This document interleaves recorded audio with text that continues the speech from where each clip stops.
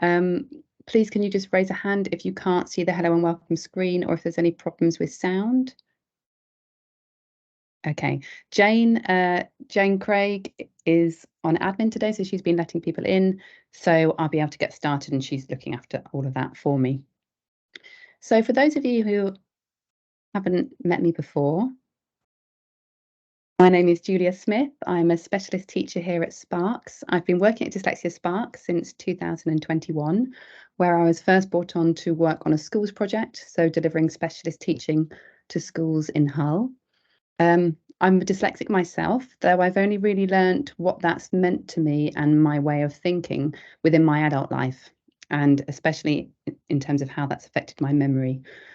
I've worked in the classroom, in the primary classroom, and during that time I realised that the support for dyslexic individuals wasn't as good as I felt it could have been, so that's why I went down the route of specialist teacher.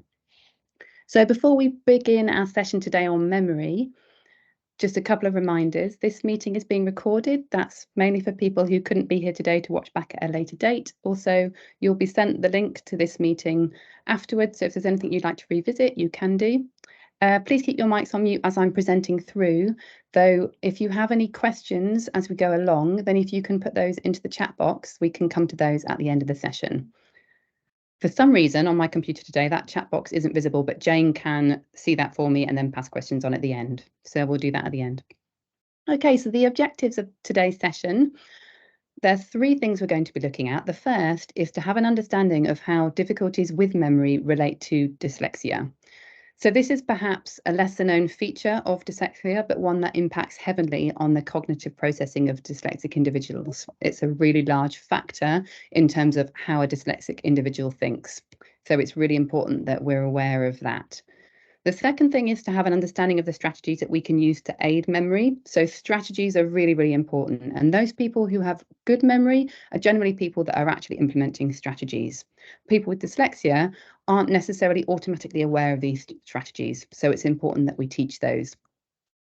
And then the final thing we're going to look at is we're going to become familiar with games and activities that we can do with our children or as adults to develop the strategies, the key strategies that support memory. So how do difficulties with memory relate to dyslexia? So people with dyslexia often experience difficulties with short-term and working memory. And this is due to neurological differences, which are thought to arise from weaknesses in their phonological processing. So brain scans that have developed in the past 30 years have really helped us understand how the memory parts of the brain for a dyslexic individual function differently, and specifically the short-term and working memory parts of the brain. And we're going to look at in more detail what those things mean. It's not the same as long-term memory. So some dyslexic individuals may well have the ability to remember information and past experiences in lots of vivid detail. They may have a really, really good long-term memory in terms of remembering detail, especially subjects that are of a particular interest to them. So you might think, oh, actually, my child doesn't have an issue with memory because they can remember something that happened 5 years ago, but that's using a different part of their brain. Surveys put the number of children with memory difficulties at about between 10 and 15%. So the majority of people with dyslexia will have issues with short-term and working memory. So if you think about 10% of people have dyslexia, that percentage fits with that.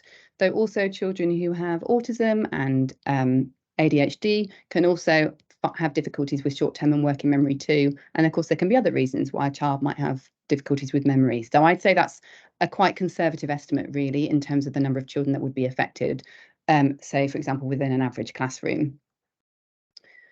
Individuals without memory difficulties are more often than not just actually are using strategies to aid their memory and have an awareness of that.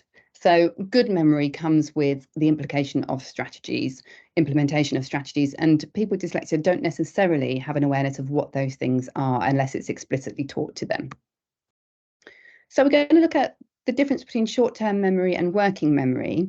So these are two concepts which are often used interchangeably, but actually refer to different aspects of the memory system. So we're going to look at what short-term memory means first. So the short-term memory is involved in that initial processing of sensory information that the individual pays attention to. So that sensory information goes into the short-term memory and it is time limited, okay? The short-term memory temporarily holds that information.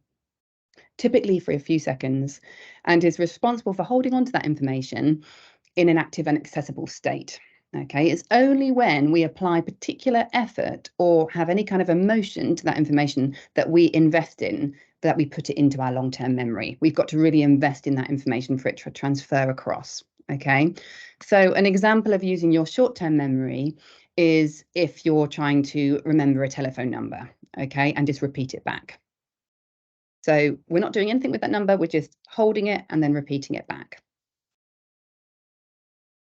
So to summarize, it refers to the ability to hold a small amount of information for a short period of time. You can't manipulate that information, and it's limited in the duration in which you can hold it. In terms of capacity, in terms of pieces of information, for an adult, the average is sort of 7 plus and minus 2, so between 5 and 9 items or units of information.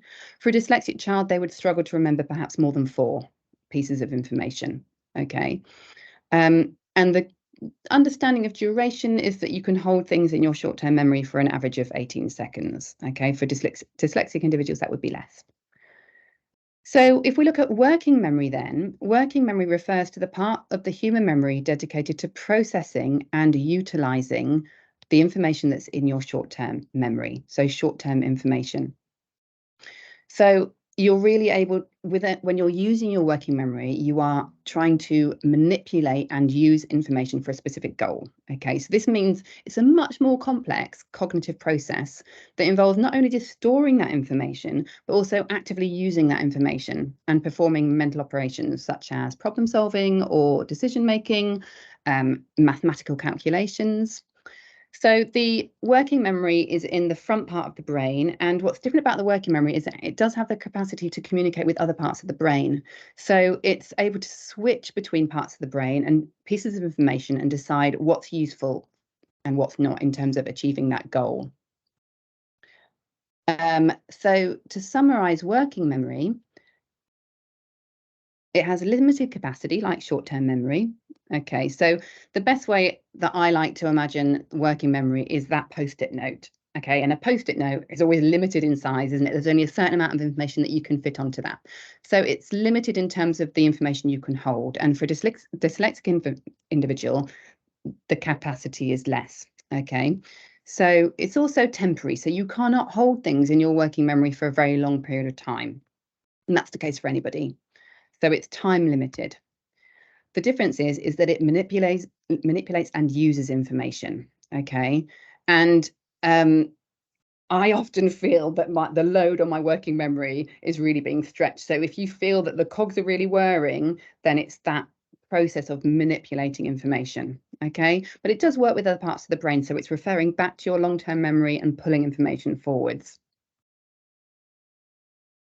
So in terms of another way of explaining the difference between short-term and working memory is to look at how we assess for those things within a dyslexia assessment, how we look at the difficulties in those areas. So to assess a child's short-term memory, what we would do is we would give them a sequence of numbers, such as 4, 6, 5, 3, that they have to repeat back. So for this activity, they're just having to listen, process, and repeat back. So they would say the numbers like that. Okay, we would gradually increase that by 1 digit at a time just to see where their limit is in terms of what they're able to remember. For dyslexic individuals, we'd find that they would struggle to remember more than 4. To look at their working memory, we would do the same. We would give them a series of digits, but this time we would ask them to say those digits backwards. So they would have to say 3, 5, 6, 4. So they're having to hold that sequence of 4 in their head and then use their memory to then work out what that would look like backwards. Okay, use their working memory. So you can see that the cognitive load there is much, much higher. Okay, and you can see that idea of the working memory having to manipulate information. So there's lots of ways that you can identify if a child has issues with working memory. So the assessment process is one way. So if you have children that have come to us for assessments, you'll have seen that in their report in terms of what their limit was. But especially if you're a teacher working in the classroom, or if you're noticing that your child at home is struggling with certain tasks, then these are the tasks that you might notice which would be affected by their working memory. So one of the areas is poor organisation skills and attention and concentration difficulties. So examples of this could be they really have difficulties following multi-step instructions. And again, the reason for that is because they're having to hold more than is possible in their working memory, okay? So within an instruction, they're having to hold the information and then actively act on that. So that will be challenging. They might tend to lose their belongings, so they're not naturally visualizing perhaps where they've left things and can lose track of where things are as they go. They can forget how to continue an activity once they've started. So they might think, yeah, I know what I'm doing. And then as soon as they've started, that time limitation on their working memory has cut in and they can't remember, therefore, what they need to do next. They can also forget what they want to say. So this might be really common that a child will put up their hand in the classroom and then by the time you've come to them, it's completely gone and they've forgotten what it was that they wanted to say. Now, for children that know that this happens a lot, they might have trouble waiting for their turn in a conversation. So if they're like, mum, or dad, or they just want to say what they want to say, and they're not very good at waiting, that might be because they know if they don't say it straight away, it's going to be gone. Okay, so they might really find it hard to take turns in a conversation, and that would be why. They can also have difficulty staying on tasks which are cognitively demanding. But they might have good attention when that cognitive load is low. So if it's something that's really simple, such as colouring, they might be able to do that for hours. So it's not that they're not able to focus on a task. It just means that their attention is limited if that cognitive load, if the activity is really pulling on their working memory. Okay, it'll be really hard for them to stay focused. In terms of difficulties in literacy, they might have difficulties remembering the story in a sequence. So again, it's that. But thinking a story back, they are limited in being able to hold in their working memory all those things that they've read or heard. They can really find it hard to remember their place in a sentence or a paragraph if they're writing. So when we're writing, there is lots going on in our working memory in terms of getting that sentence idea down onto the page, and they would find that really hard to keep track of what they're doing. They can also have difficulty remembering grammatical rules, okay, and bringing those into play when they're writing.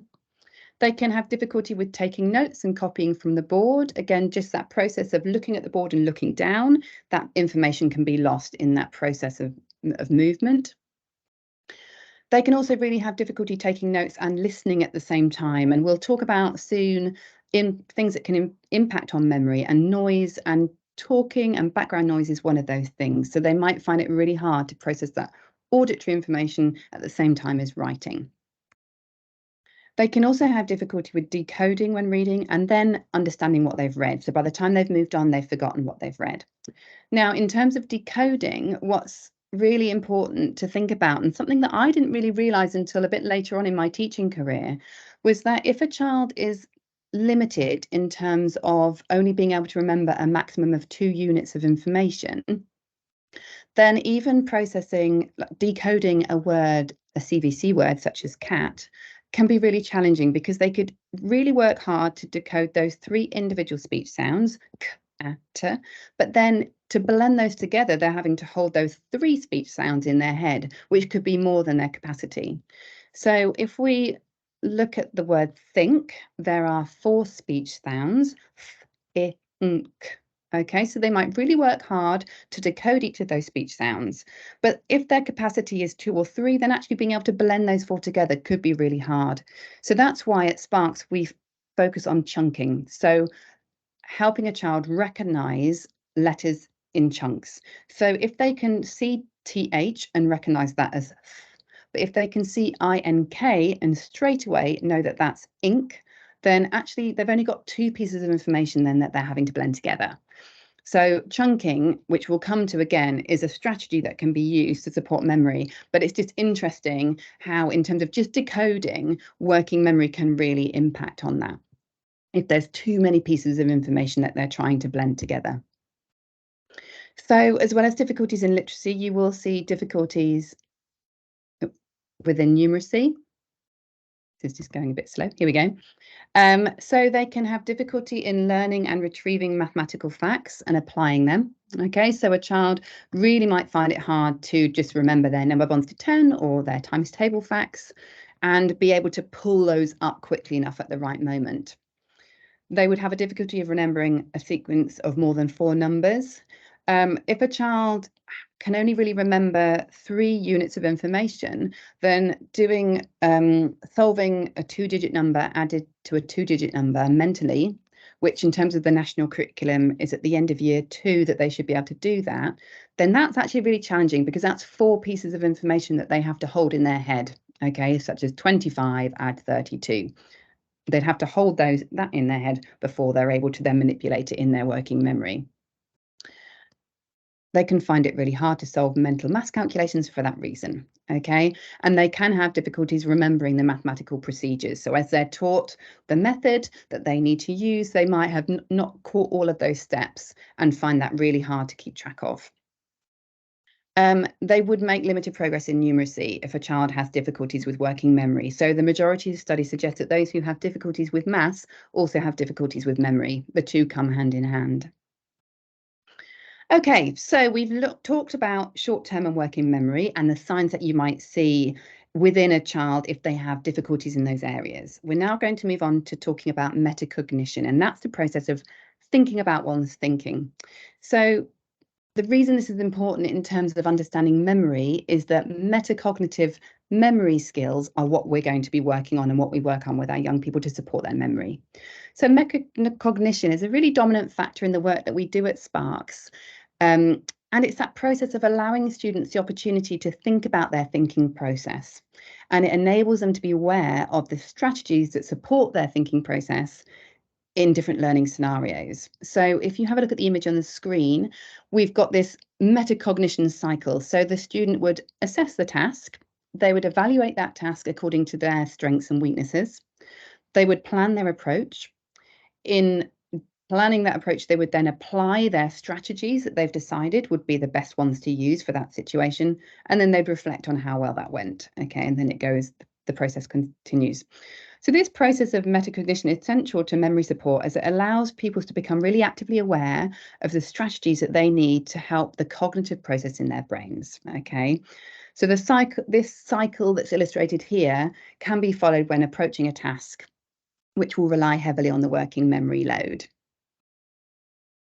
So metacognitive memory strategies can be used from about 5 years old, okay? So there's lots of talk, isn't there, around early intervention with dyslexia. So although individuals can't be assessed until at least age 7, really, if there's dyslexia in the family and that you feel that dyslexia might be likely, then actually just implementing metacognitive memory strategies early on from about age 5 can be really, really helpful. Okay, it's something that you can do at an early stage. And it teaches strategies that people who don't have short-term or working memory difficulties would just use automatically.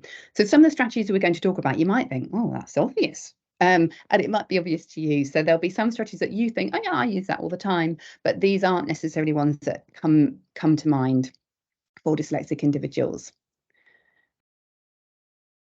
So this is taken from a book called Short-Term Memory Difficulties in Children by Joanne Rudland, and this is the benefits of memory intervention. So we've seen from studies that the progress appears to be long-term, okay? Improvements in short-term memory have a direct and positive impact on the receptive language skills, so that's their ability to understand information. It really improves confidence and self-esteem. So you'll find that children with working memory difficulties do tend to have low confidence and self-esteem in terms of completing tasks. And the progress is seen to be good if intervention is started early, okay? Older children also tend to really generalize those strategies with ease, okay? Once they've learnt them, they're able to use them really effectively. And progress can be seen in the classroom across all subjects. So working memory is something that is used across the full curriculum. So if we can support that, we're really helping the whole sort of learning experience. So development of memory span can be affected by a few things. It increases with age. The research says that really by age sort of 35 and over, it starts to decrease. I feel like that's reflective of my own life. I feel like my memory perhaps isn't as good as it used to be. But up until that point, it increases. It does affect attention and distractibility, okay, as we've talked about already. Memory can also be impacted by knowledge and interest. So if there's particular interest, then children are obviously more likely to remember it. And the key thing to remembering information that they're not interested in is linking it to things that they are interested in. It can be impacted by background noise. So I know I really struggle to work with any kind of background noise that includes talking. So I'm okay with music with no lyrics, but as soon as there's lyrics in there, it's really hard to concentrate for me. And so there's lots of research that's looked at that, and it's known to be the case. And processing speed can also impact on memory capacity. So those two come hand in hand. So the aim is to develop the ability to use and apply strategies that are going to reduce that memory load. Okay, so if you're working with a student on memory, what they should learn and understand is how the memory works. So I think we've talked about in terms of short-term and working memory, it's really important for them to understand. They will learn the strategies available and what works for them, because not one strategy will be the best for everyone. And they'll get to learn the games and activities and the purpose of those and which strategies they can use within those games and activities.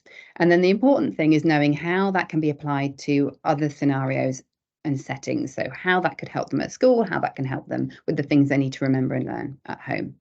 It's best on a one-to-one basis, okay, especially in terms of the games, but some of the games you'll see you can do as a group. So we're going to look at the strategies now, okay? So the aim of implementing strategies is to reduce the cognitive load of the working memory and to improve its capacity and its connectivity with other parts of the brain. What's important to note here, though, is that we should also be looking to limit the load placed on the working memory in the first place. So it's not about just giving them the same amount of information everyone and sort of saying, oh, put your strategies into place, you'll be fine. We have to be mindful with dyslexic individuals that we do need to reduce what we're asking of them in the first place, okay? And then on top of that, they're implementing strategies to support that process. So the first strategy that we're going to look at is just the simple act of naming and labeling the things that you're trying to remember. So we add a verbal label to what is seen and we say that out loud. Okay, there's lots of research to say that just the act of saying things out loud really helps us to remember them, because we're also feeling that movement within our lips and we're hearing it as well at the same time.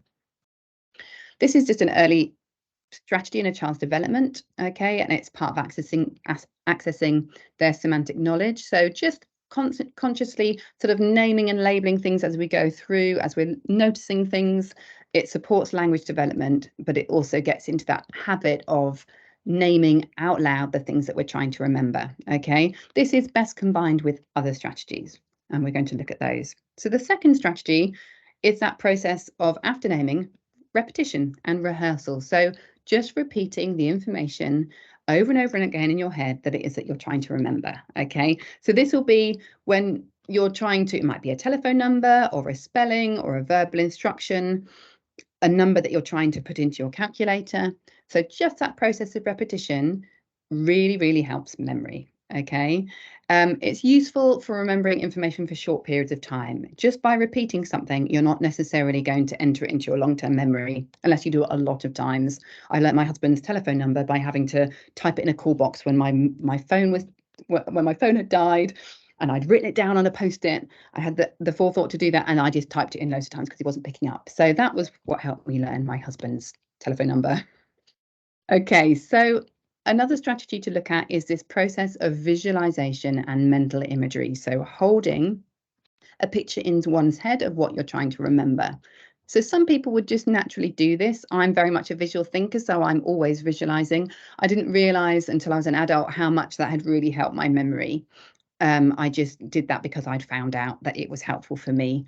But some children won't necessarily discover that for themselves, so we need to teach that process.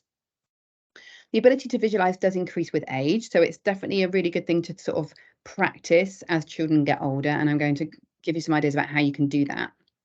Dyslexic individuals are often considered picture thinkers, not all, but most, so the process of visualization really plays to their strengths. So in terms of supporting this process, there are a couple of things you can do to help them learn how to do this. So one thing can just be to ask a child to picture something familiar to them so that they're accessing that visualization process. So if they've got a pet rabbit, for example, it's not in the room, can you say, oh, picture Fluffy in your head and can you tell me what she looks like? So it's really just getting them to create that visual image in their mind. Another thing you can do is to show an item for a few seconds and say, we're going to look at this and then take it away, and then I'd like you to describe it. Whilst they're looking, though, you could apply some of those other strategies. So they could name the things that they could see. They could repeat the things that they can see.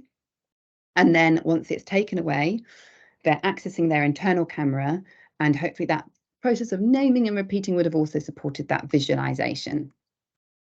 Another thing you can do is if you've got two identical sets of Duplo bricks or Lego bricks, you can use one set to build a shape, show it for a few seconds, remove it, and then ask the child to build a copy with their own set of bricks. So they're having to visualize in their mind the combination of bricks that they saw and have a go at replicating that.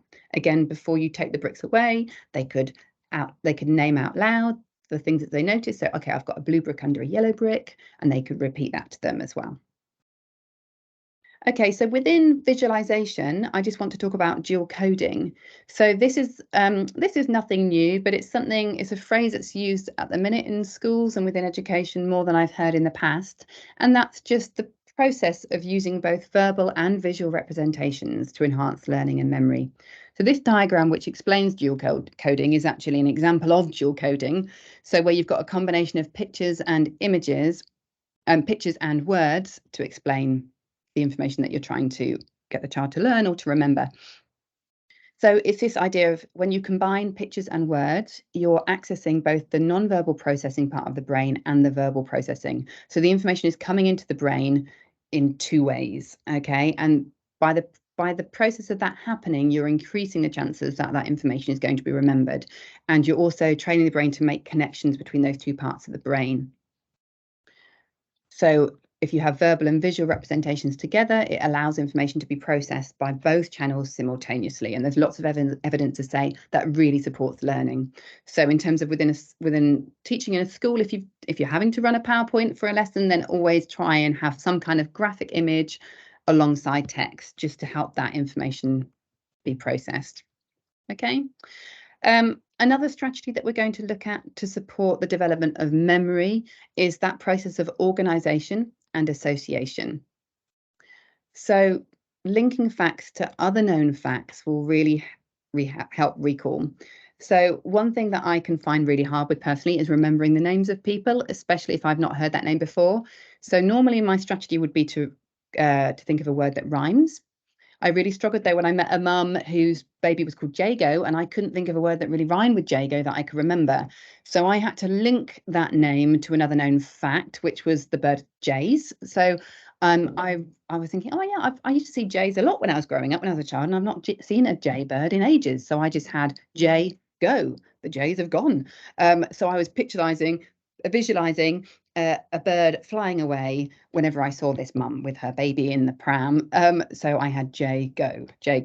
Okay, so that's linking one fact to another fact and creating an association to help you remember something. Okay, now often dyslexic thinking can be referred to as like a pinball machine, where dyslexic individuals are really good at making creative and interesting links between information in their brain. So there'll be lots of dyslexic individuals that will be very good at this process of thinking of associations to help them remember things. And they might come up with associations that you wouldn't necessarily think of for yourself. So it's really important that they come up with those associations themselves, just like I thought of the J for Jago. So the more personal the links are to the individual, the more likelihood there is of that child recalling them. And you can also make up stories with the information that's to be recalled. And we'll talk about that with this when we look at some games about how you can use story to really help information.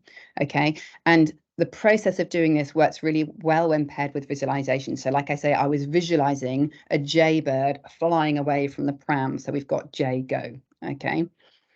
And the more meaningful the story or link, the deeper it is processed. Okay, so I spent my time growing up in the countryside where I was always surrounded by lots of birds, and I had a real interest in birds. So I knew that that was going to be a strategy that would help me remember. So within this strategy of organisation and association, we've got that process of categorising information. So classifying information into groups or sections to try and remember them. Okay, so you might remember a group of animals by sorting them into subtypes. Okay, again, this works well when combined with visualization. So if you had a list of words such as this that you needed to remember, you would be looking for what types of categories you can find in there. So you think, okay, well, plum, that's a fruit. Are there any other fruits in there? Oh, there's kiwi and apple. Okay, so we've got one category would be fruits. Elbow, what's an elbow? That's a body part. I wonder if there's anything else to do with the body. Ah, hand. Okay, so when you look at some information, you can look and search for those categories that you could group them into. So there we are. Those are the categories and the words. Okay, and then you're grouping those into smaller chunks of information. So it might be easier to remember those 5 fruits as one group. Okay, you could also attach a story to that perhaps. So the 5th strategy that we're going to look at that supports memory is that process of chunking. So this is something that we all actually do probably on a day-to-day basis, really. That's dividing a set of information into sections. So you might remember your PIN number by breaking it down into 2 chunks instead of the 4, so 2, 4, 6, 7. We all tend to do this with telephone numbers and car reg plates. I know if someone tells me about my mobile number in a different way to the way that I've chunked it, I have no idea if that's my number or not. So we can really become familiar with that chunking process that we use. It can also be done to help remember the spellings of words. So even if that chunking doesn't necessarily link to the phonetical sound of that word, it can be helpful. So I still say in my head as an adult, Wednesday, to help me remember how to spell it. So we've just got those chunks. Okay, we don't say it like that, but we can say it like that in our head to remember those chunks. Okay, so the last strategy that we're going to look at is actually linked to food, and there's all sorts of research about sort of alternative therapies and food that affects your working memory. So flavonoid-rich foods are considered really, really good to support working memory. So flavonoids are plant chemicals that act as antioxidants, okay?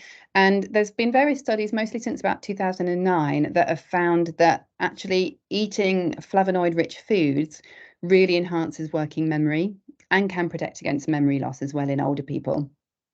So they tend to give fruit and vegetables much of their colour. So the blue in blueberries and blackberries comes from the flavonoids. Blueberries are considered one of the best berries to support memory. One study had found that within 2 hours of eating dark chocolate, memory was really improved. So I know a friend of mine, she has a little cube of dark chocolate every morning just to sort of help start her day. There was another study that looked at children who took IQ type tests, one in the morning and one in the afternoon. In the morning, they just had nothing. Then they had some smoothies at lunchtime. Half had a banana smoothie, half had a blueberry smoothie. And despite the fact that that second test was later in the day, where they'd all be tired, everyone who'd had the blueberries did better in the second test than they had done in the first. And those who'd had the banana smoothie generally did worse because they were tired and it was later on in the day. So there is evidence out there to say that actually the foods that we eat can really affect our working memory. Other foods that are considered good are some of the fats, such as omega-3. So one study found that adults who'd had omega-3 for 6 months had better working memory by the end. So they're considered to increase learning, memory, cognitive well-being, and also improve blood flow to the brain. Another sort of alternative therapy that I've not got a slide for is actually around walking barefooted. So funny enough, I did that a lot as a child, and that's meant to support memory. Apparently through the process of always trying to avoid hazards, it's creating those connections in the brain. So so some people really encourage barefoot walking, especially in those early years, just to support working memory. Okay, so we're going to look at now games and activities that you can do with your child that you can apply the strategies that we've just talked about to. Okay, so this one is one that I remember from parties and things as a child. It's a classic, the Kim's game. Okay, so you can see you've got a tray there with a series of objects on, and then you cover those objects up, and then you have to take one away, and then when the child looks back, they've got to work out what's missing. So we're going to talk through the steps of that game and the strategies that we can apply at the time. So this is used from preschool to adult learning courses to aid memory and observational skills. So it can be used with children and adults. You would choose 6+ items that are within the student's vocabulary. So it's really important that the items you choose, they know what they are and they can say those out loud. Okay, it's really hard to remember things that we don't fully understand. So it's important that you choose objects that they are able to verbalize. You place them on a tray. It's important that you make sure there's no distracting pictures on the tray or patterns. So keep the tray as sort of basic as possible. So you allow the student to study the items for a period of time. Okay, that would be based on the age and level of the child that you're working with. And whilst they're studying these items, you would talk about the strategies that they could apply at that point. So they could name them out loud. They could repeat out loud those things that they have named. They could categorize them into groups, so they could see if there are any categories there in front of them. They could create a story by association with those objects. So they're going to apply those strategies. It's not just sort of about blankly looking at those things. They need to be using strategies. And then you cover the tray with a cloth, remove one item, or could be a couple of items from the tray, and then you ask the student to say what's missing. Okay. So the strategies that we've talked about there, visualization and naming, repetition, linking the objects, or categorizing those objects. Okay.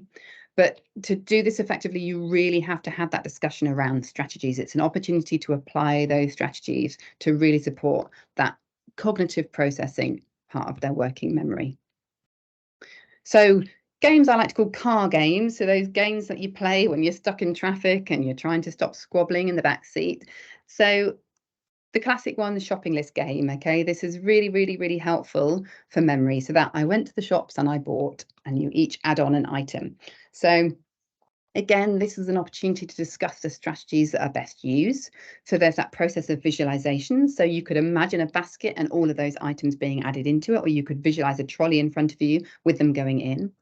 You can repeat and say out loud those things as you're going along. You could repeat them in your head. All of those things come into play if you're going to succeed at that game. And it really helps develop auditory memory skills. Okay, so it's really important, as well as trying to remember things that are visually in front of us, things that we hear as well. Okay, so other games that you can play, that I play in the car, are things like word association games and the name 10 game. So these games are actually, rather than relying on memory, they are really helpful to help access parts of the long-term memory. So helping create those links within the brain. So the word association game is where you start with a word like water, and the next person says something that they associate with water, such as taps. And the next person has to say a word that they associate with taps, and you go on and on and on. And you can't repeat the same word. So there is an element of memory there where you have to remember the words you've already said, so that there's no repetition within the link of association. But that really just helps their brains access other parts of the long-term memory to try and other parts of the memory to make those links. And the name 10 game is where you have a letter, the letter B, and you can do this with a dice, or there's sort of generations you can have online and things for this, or you can buy it as a game. And then you have to think of 10 things that start with that letter. I used to play the game Scattergories as a child. That was our family favourite, where you roll the alphabet dice, and then you would have a limited amount of time to think of as many things as you could, beginning with that letter. Okay, with the different, and you'd be given different categories.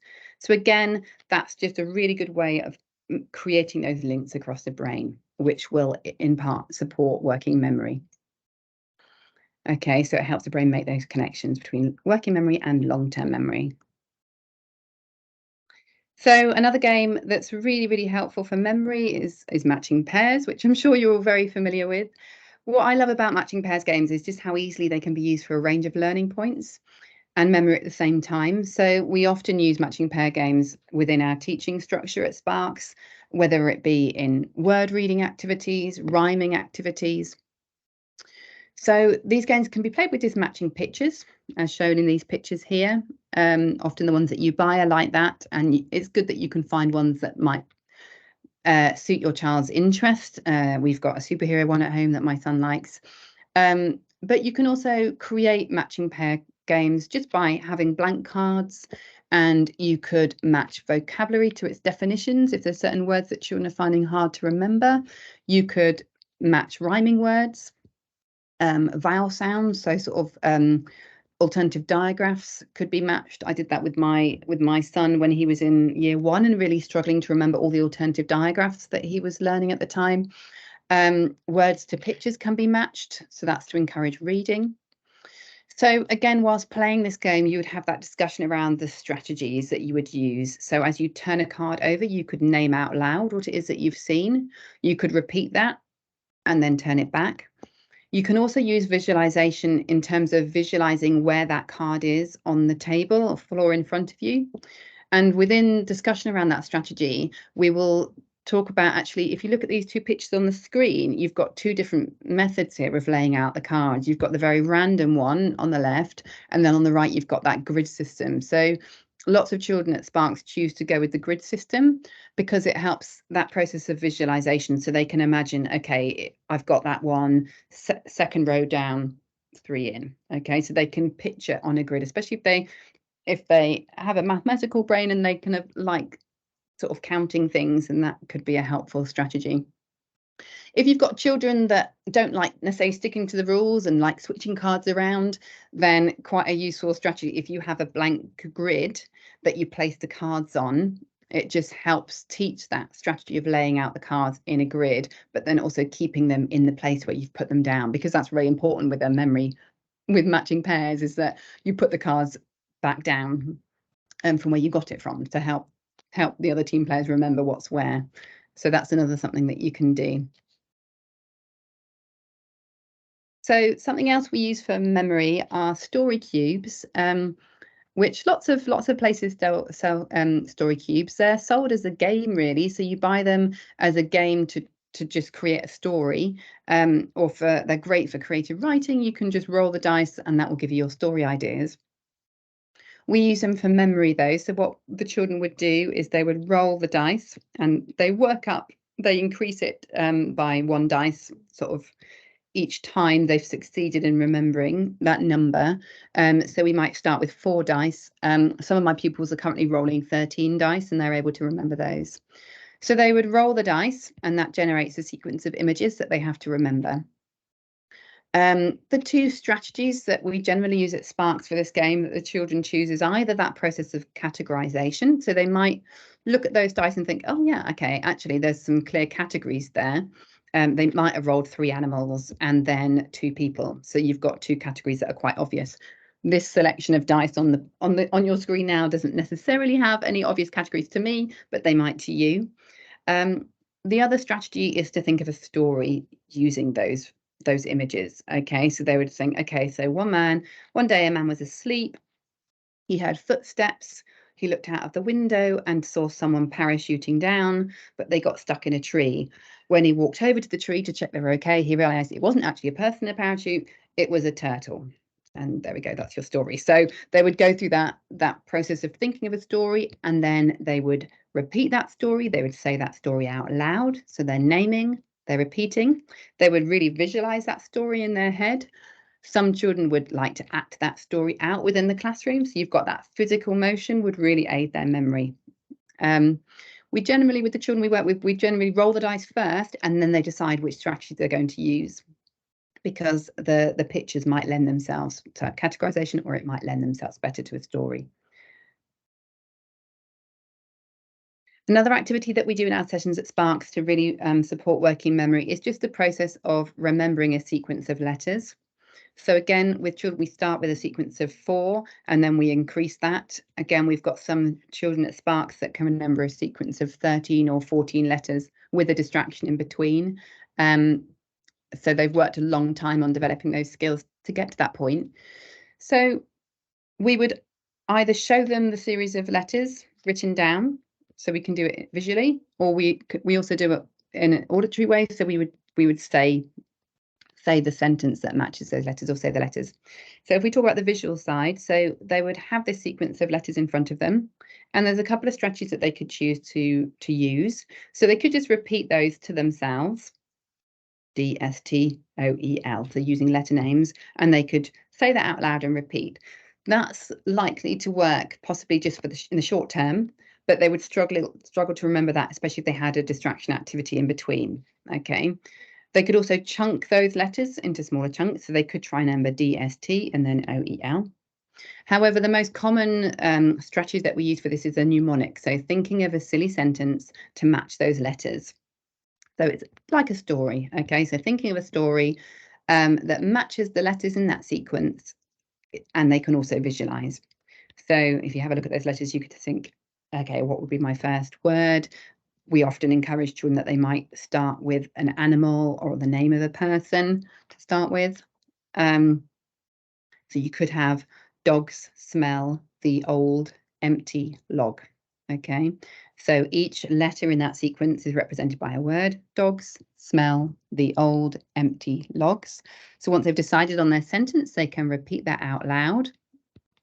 They can also, I also encourage them to draw on the table with their finger those letters. So they've got that kinesthetic movement, and that's a process of visualization. So they're not necessarily writing it down, but they're writing it with their finger. It's also a good way to check that they have chosen the correct letter for the sentence if you've done it in an auditory way. So if you've just told them the sentence to remember, it's checking that they're actually using the right letter. So just that process of repeating, drawing on the table, so they can visualize the letters. They can also visualize that story. So they're visualizing a group of dogs running up and smelling an old empty log. So they can picture a walk that they've been on, maybe with their own dogs, where they've found an empty log and had a look inside. So again, if they can link that to some personal experience, they're more likely to remember it.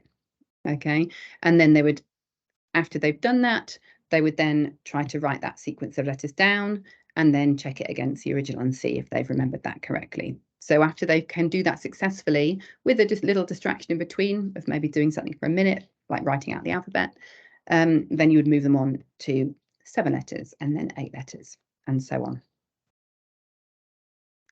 Okay, another activity that we use is called Find My House. So for this, you can verbally give them these instructions, or you could give them it written down, like you can see on the screen.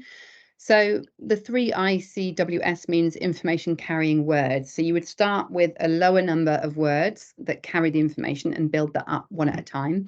So find a house with, really, they don't need to remember that because they know that they're finding a house with. So the important thing to remember is the blue roof and a garage. That's why it's 3 pieces of information. So you would get them to repeat those 3 words out loud: blue roof, garage. I often get them to count those on their fingers as well: blue roof, garage, and point to them as they go: blue roof, garage, blue roof, garage. They can visualize those 3 things in their mind.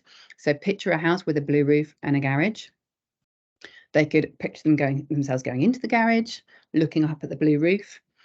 And then after they've practiced and rehearsed that information, you then give them you'd give them this image and they have to find the house. They're looking for a house with a blue roof and a garage. So some of those houses have a blue roof but don't have a garage. That wouldn't be the correct one. So if we go back, you can see that we've got 4 information carrying words would be red roof and green door. And then 8 information carrying words would look like this. So you've got a yellow door, blue roof, 4 windows, a chimney, and a garage. Okay, so you gradually increase the number of things they need to remember. And this is a really, really good way of them accessing their visual process of visualization and implementing all those strategies that we've talked about. So saying things out loud and repeating and visualizing.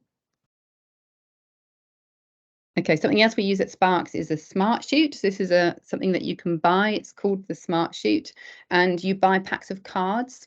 And the idea is that you put the card in the top with the arrow, and then the answer comes flipped out the other way. So we do this for sort of syllable counting and things like that. But you can buy packs from memory, and you have like level 1 to level 4. And the front of the card, if you can see on the screen, will say something like "look at the clock." And then when it comes out, it will ask them a question such as which one is the same. So what's really important about this is that when the child is looking at the front of the card, you're encouraging them to start applying those strategies. So they're not just looking at it, they're looking at it, they can name out loud what they can see, they can repeat what they can see. They're trying to create a visual image of that thing in their head so that by the time the question comes, which one is the same, they've committed some of that to their working memory. Children are so keen to put the cards in. Sometimes they just want to get through as many cards as they can and sort of forget to do that looking and applying those strategies. So often, rather than just give them a whole pack, I would give them a series of like 8 cards that have different types of activities, just so that they're more focused on really applying those strategies as they go along.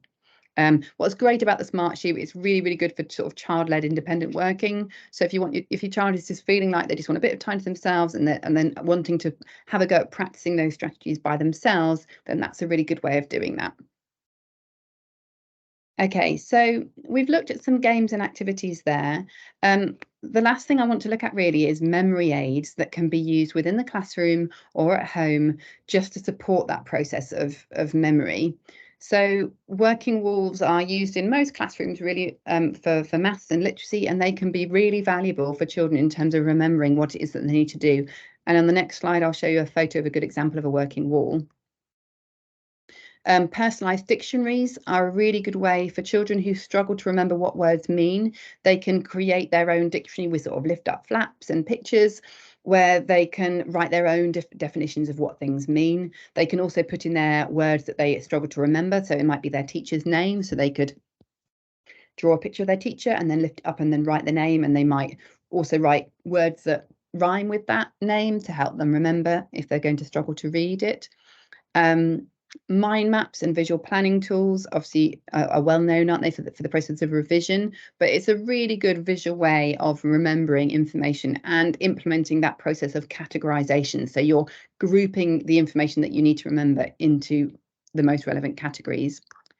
Audio recorders are really good for children that are struggling to remember, especially in writing what it is that they want to say. So if they have a really good sentence idea and they're likely to forget it before they finish writing it, then actually just recording that sentence idea so that they can play it back is really helpful. It just really helps reduce the load on working memory when they're in that process of writing. And memory grids are something I'll talk about on the next slide because it's best with an image. And we've also got using number lines and multiplication grids in math lessons is really important. So if your child really cannot remember those times tables, then they should have access to those when they're working on problems. Okay, it's really, really important that they have that access because that's just going to reduce their working memory load and allow them to practice the part of their math lesson that is actually the main focus, such as the like multiplication grid for multiplication. So if they can't hold those facts that they need, then they should be able to refer to that or use a number line to help them with addition and subtraction.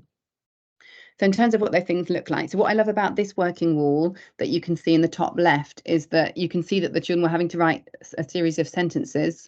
They had to mention the quantity, use an adjective, and then an ingredient. So 1 bucket of slimy slugs. So the color coding here is really helpful. So they can think, okay, I'm going to do a purple thing and then a blue, and then I've got to write the yellow thing. And so if they're halfway through and think, oh, what am I doing? I'm talking, what am I talking about? Then they can look at the working wall and it's there for them to see. So that's a really nice thing that you can use in the classroom to support writing and to really reduce that cognitive load. The bottom left is a picture of that personalised dictionary where you can see the sort of flaps that you can open and definitions.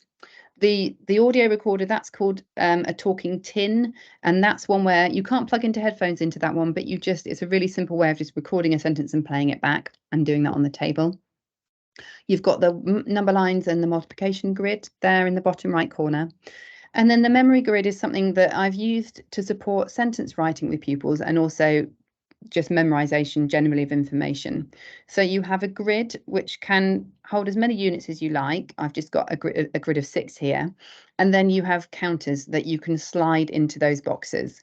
So you would start with all the counters underneath. And then as you're trying to remember either your sentence or a series of things, you slide them into the grid. So if the child had the sentence, the cat is on the mat, for example, then they would say the sentence and slide those counters in. So the cat is on the mat. So then all the counters are in, and then they would tap those counters. The cat is on the mat. And then you might say, okay, what word is the second counter? What word is the fourth counter? And so they're really thinking about that sentence. If you wanted a child to try and remember what it is that they've been asked to do, so if they're told to get their ruler and then their pencil, they could have that in front of them and they could slide the first one and say, I've got to get my ruler and then I've got to get my pencil. And then they would tap the counters, I've got to get my ruler and then I've got to get my pencil. And as they're doing that, they will be visualizing those things in their mind as well. So what I quite like about this memory grid is that you can use it for lots of different things and they're not actually having to write those things down, but just the process of moving those counters and tapping and naming and repeating, it provides a structure in which all those strategies can be applied to help them remember something for themselves. So memory aids are really, really valuable in terms of reducing that cognitive load. So looking at the ones that would both best suit your child in the classroom or at home, I think would be really, really valuable. So here's just a quick example of a really good mind map. So this is a very detailed one you can see, but this shows the process how you can actually, how mind maps can evolve. So you can start with a really busy one and then break that down and reduce that information into fewer categories and then add color. So learning information isn't just necessarily about creating one mind map, it's then letting that mind map evolve as you come back to it and revise it. So this website, Dyslexic Logic, is where I found these images from, and it had some really good information there about mind maps if you want to look at that further, especially if you've got older pupils who are looking at sort of developing revision strategies. So reading and spelling cards are something, I'm conscious of time now, so I'm whizzing through, something that we use at Sparks.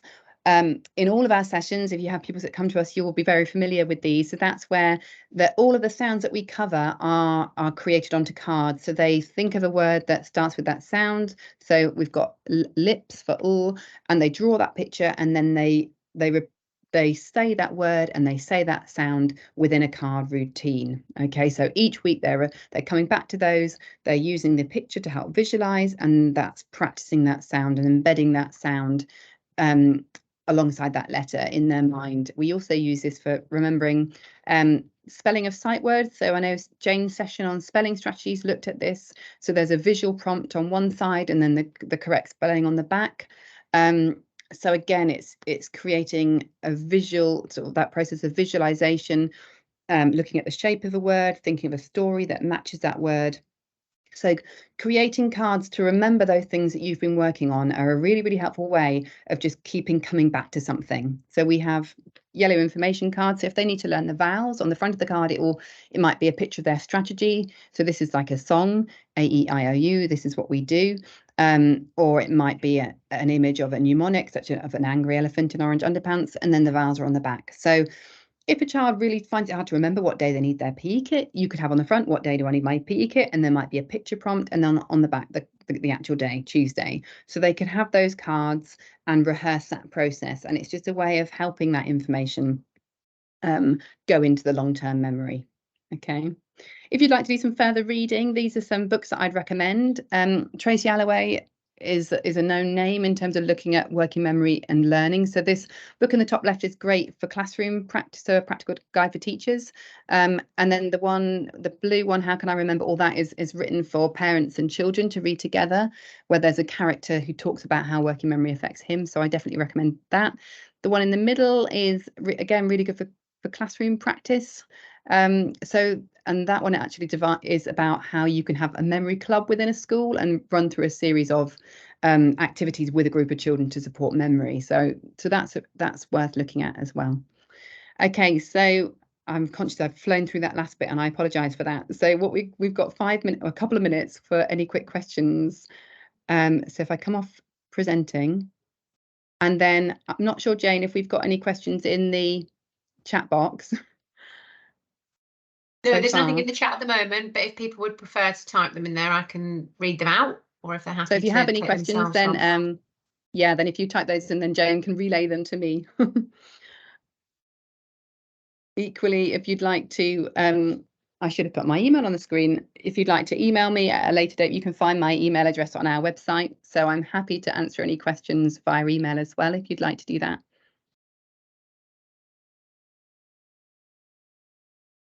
I just wanted to ask around multiplication tables. There's a big push in my daughter's primary school around remembering multiplications, and it seems to be being rammed down their throat quite a bit. But being dyslexic, it's like it's just impossible for her to do. So she does have access to the number lines, multiplication squares, but unfortunately, some classes there seems to be a kind of a stigma for her that she's using them rather than trying to remember the multiplications. It's really hard on her self-esteem then as a result. Yeah, it's so hard. And I don't know if she's in year 4, but my son's in year 4, and I know since the government introduced the year 4 times table test, the national test, schools have really ramped up the focus on this. And my son is the same, and what I say to him is, so I forget her name, but she's called Margaret something. She's one of our Britain's top black female physicists, and she is dyslexic, and she does not know her times tables and openly talks about that. So there's no reason why that should hold you back, because just having that ability to remember those facts in your mind, well, that's great if you can do that, but you can still actually if you can just refer to those, it doesn't stop you actually developing your skills in number. I still don't know my times tables. When I was teaching year 6, I always had to practice like a few minutes before a maths lesson just to remind myself, because my times tables aren't in my long-term memory. But I really feel for her, and it's really hard, isn't it? Because the focus is definitely there. There's various strategies you can look at if she really does want to learn those. One that I've developed with students before is called Times Fables, and that's a book that you can get. It's sold on Amazon. Not too costly, and the idea is that it's for your 3s, 4s, 6, 7s, 8s and 9s, and it basically you learn the facts by learning a story. So the numbers are represented by characters, and then you sort of learn these stories with these characters, and then just by knowing the story you know the answer. And I found that really, really effective. So for dyslexic learners that have that visual memory, they are able to remember the facts in that way. The book suggests you can do it in a week, and I think that's not enough time. So for one story, I would spend at least a week on one story and then a week on another. And then when I've worked on that with pupils, we've had visual cues on sort of like flashcards of those stories. So I think it works best if you sort of take the book and create resources using it. So again, we would do like matching memory games with the images and things like that. So other ways of practicing the recall of those stories. And I think you have to keep coming back to those stories quite regularly for it to be remembered. But I would recommend that as a completely sort of different strategy for learning times tables that you might not have come across before. Really helpful, thank you. And because the other thing she struggles with, I think there's often not enough time in class when they're going over a new maths topic or concept to go over it multiple times. So I'm forever speaking to schools saying, can you tell me what maths you covered this week? Because I've got a book at home via Amazon that goes through all kind of the relevant maths concepts I'm learning per year group.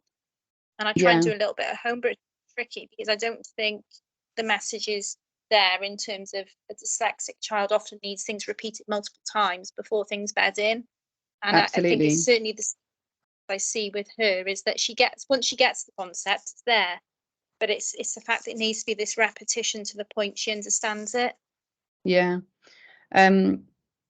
Most schools, it sounds like you've probably asked for this already, but schools will always have a calculation policy. So they'll have a document that talks about all of the operations that are used for the different calculations. So that's, like you say, that's useful to get that. What's hard though, isn't it, is that by the time our children get home, they're so tired. So we shouldn't be having to we feel like we shouldn't be having to do that sort of after those school hours. And I know that children aren't always keen to do that. But you're right. I think it's just about raising that with the school. And it just might be that the teacher who's teaching maths just might not be aware of how dyslexia impacts that processing of information. It's just very known, isn't it, to be in that category of reading and writing. So just having that conversation might be helpful, and just saying, actually, this is what she needs to process information. Please, can you do that? Yeah, that's helpful. Particularly when I think I think there's an assumption they look at the child and go, they're just not good at maths. And it's like, that's not really the case. It's just you haven't empathed with her yet to get it. Because once she gets, like, she's covered fractions in school, and once I went over it with her a few times at home, she was a whiz at fractions then. But it's just in making it accessible in a way that she can recall it. And I'm sure she's not alone in that. I'm sure there's lots of children who experience that. And fractions has this stigma, doesn't it, of being difficult, but actually it's very visual. So dyslexic learners might find fractions actually much easier to learn. And I know when I was studying maths, I found it really hard if I didn't know what I was visualizing. So you can't always visualize things, can you, unless they're explained in a certain way. So I think that's, The other thing I might add to that, Julia, is just in terms of the school understanding, and I don't know whether Julia, who was asking the questions, is whether your school's local. We do offer training to schools, so that could be something that you maybe could mention to your school. We've had a few parents recently sort of banded together to put a little bit of extra pressure on schools to say, you know, we really think this would be good for your school to get some training. We have, as a charity, funding attached to that, so it doesn't need to cost them much at all. They could, if they wanted, they could directly contact us and access the recording of this session, so that if they're looking specifically at memory, and there is other training available online if they're not a local school. There's lots of things out there, so it might be that, you know, it sort of has to be diplomatically done, doesn't it? You don't want to be seen as the parent who's saying you don't understand my child and what they need. But you know, equally, you know, I went to a really good session, and it, you know, if you guys are interested, you could contact the Dyslexia Sparks and get a recording of this session, or find out about training. Might help as well.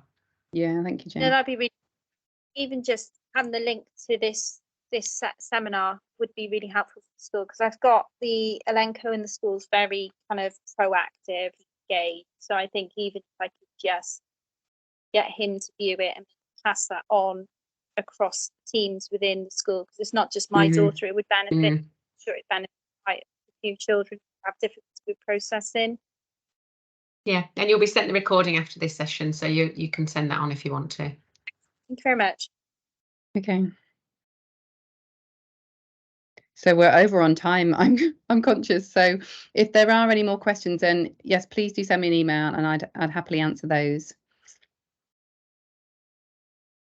Okay. Well, thank you everyone for coming. Julia. On this sunny day as well. I hope you all manage to get some fresh air and sunshine.